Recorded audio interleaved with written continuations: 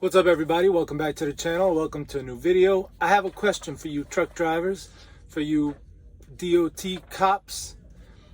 What's the least amount of information you can have on a BOL and still be legal? This is the BOL that I got. I don't think this is legal.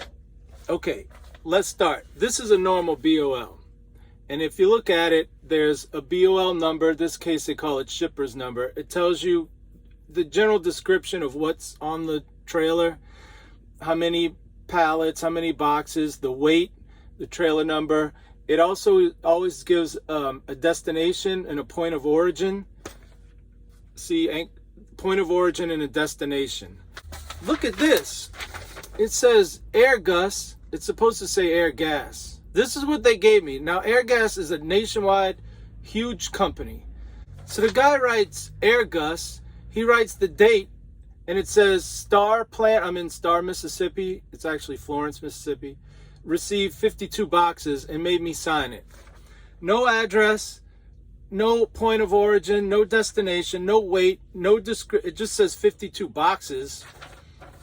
It doesn't say empty boxes, and I'm not sure they're empty, because when I open my trailer, that smell, it scared me.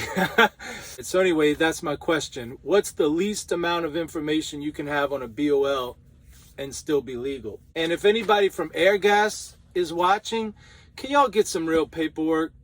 Look, you just put at the top, bill of lading, you put Airgas, the date. It shouldn't be too hard in 2022 to be able to print a sheet like this, right?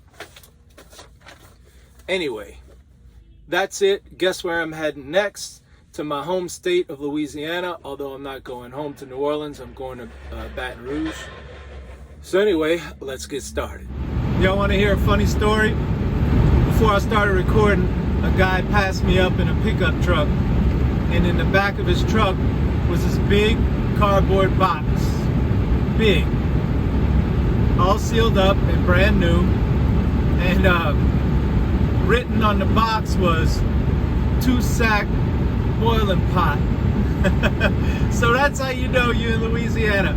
And for those of you who don't get it, in Louisiana, you know we boil crawfish. You don't have to go to a restaurant, you do it at home, although you can go. And it's a big pot. I don't know how many gallons it holds, you know, at least, I don't know. But anyway, if you got a pot that can hold 2 sacks, that's a big deal, right? Because if you have 10 or more people over for the crawfish boil, then you're going to be doing at least 2 sacks. So if you can boil 2 sacks at a time, then you're doing all right. Or should I say burl? If you can burl 2 sacks at a time, you're doing all right. You know, I was just driving and it occurred to me, I pointed out how it's not Louisiana, it's specific to New Orleans. Some people say burl instead of boil. Well, it occurred to me that I say boil, like boiled shrimp. But it's supposed to be boil. Boil.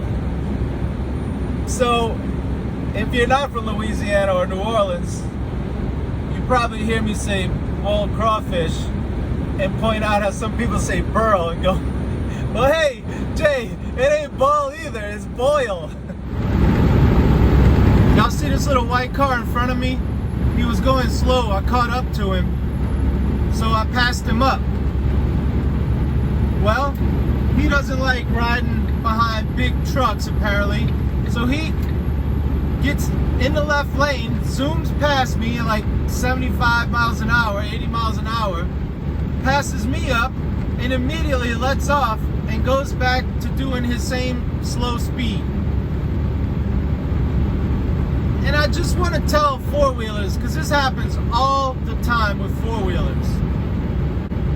If somebody, any vehicle, not an 18-wheeler, any vehicle is going faster than you, just give them a couple of minutes. In 1 minute, I'll be far enough ahead of you where you're not driving behind a big truck. Like, it's so stupid. You don't have to pass me up, get back in front of me and slow down. It's stupid. Here's something else that occurred to me driving in Louisiana. I'm on I-12, so that's southern Louisiana.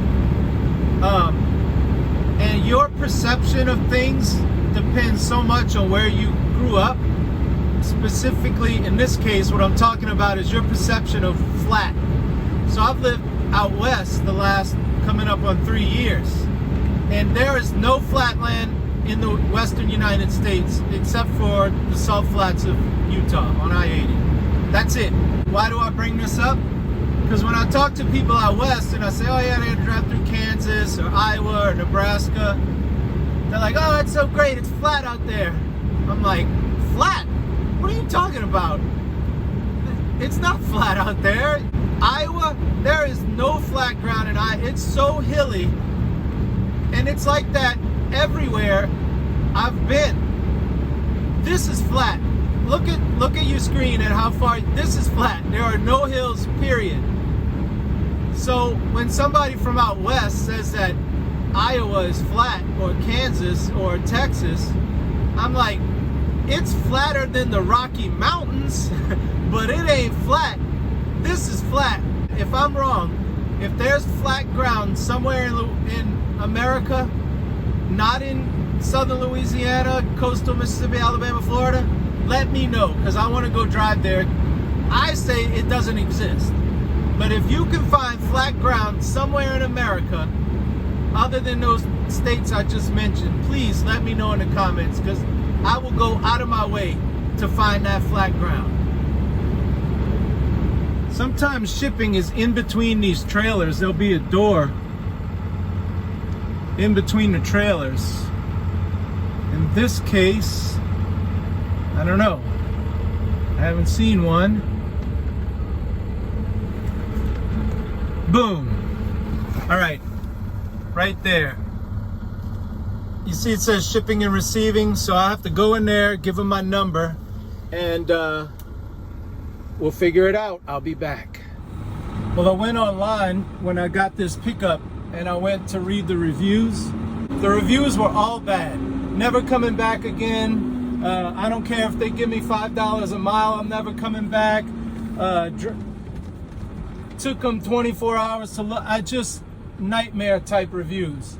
So I just checked in and she goes, all right, I don't have any doors available, so you're gonna have to go to the truck stop and I'll call you when a door comes available.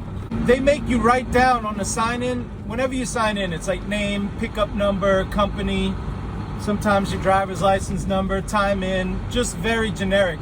On this sign-in sheet, it said drive time available left on your daily clock. I've got 4 hours and 2 minutes. If they ask you how much drive time you have left, you better be prepared to wait. So what ended up happening, I got there at 12:30 to check in. At 2 o'clock they called me and said the door was ready. So I drove back to the shipper and they made me unhook from my trailer and just leave their property. So I drove just the truck back to the truck stop. At 6:45 in the evening they called and said the truck was ready. So it was back to the shipper, hook up to the trailer, get my paperwork, which took forever, and I was completely out of hours to drive.